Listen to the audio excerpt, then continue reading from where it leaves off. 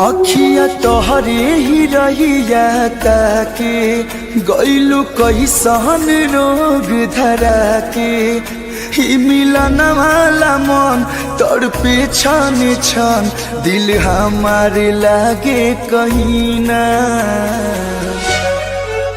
ओ साथी रे तेरे बिना भी क्या जीना, तेरे बिना भी क्या जीना।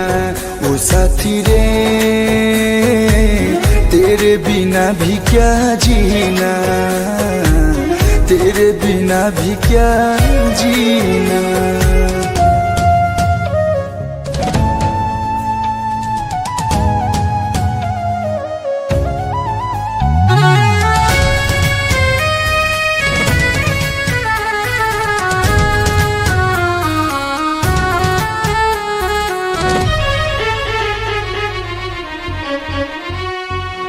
जिंदगी लागे जन्नत जैसन रहेलू जब पास हो, बतिये से जुड़ाला जियारा भरल बा इतना मिठास हो।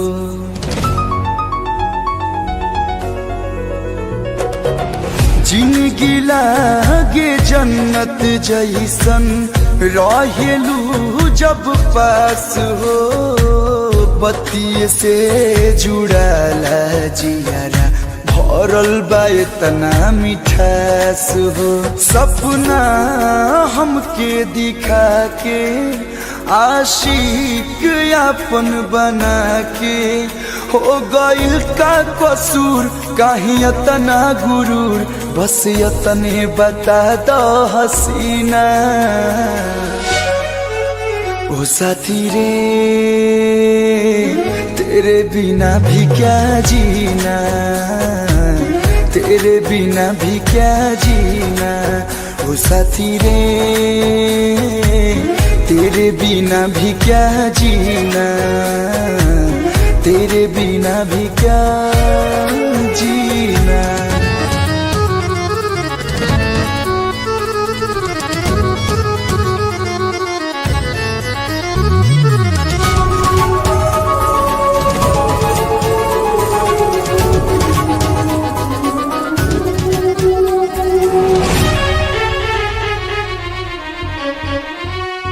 ख्याल में डूबल तोहरे बीते हमरो दिन रात हो, खुश देखल चाहेलू हमके छोड़ी हजन तो साथ हो।